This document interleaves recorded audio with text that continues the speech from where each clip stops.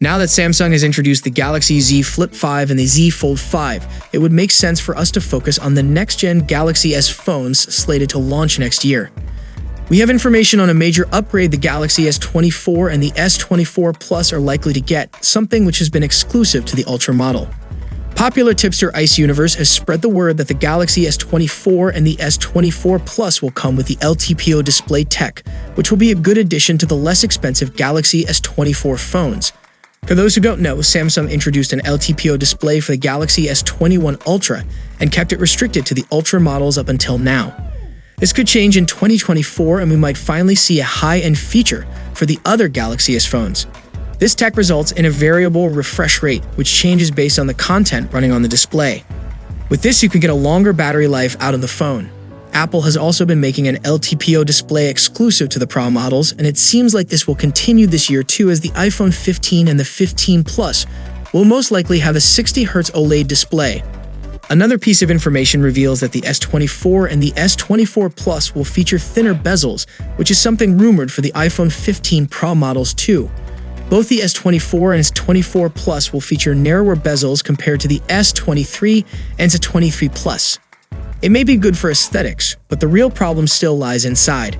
A recent Geekbench listing confirmed the S24 Plus would still start with 8 gigs of system memory, effectively contradicting an earlier leak that said otherwise. Nonetheless, the display is slated to be a bit more power efficient, allowing users to squeeze out more battery life.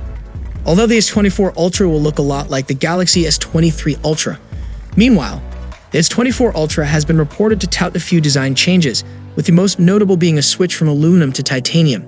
However, on the camera hardware, Samsung is rumored to keep some of the same sensors as last year's model, but one tipster notes that despite maintaining a portion of the S23 Ultra's optics, next year's flagship will still see improvements in the zoom category.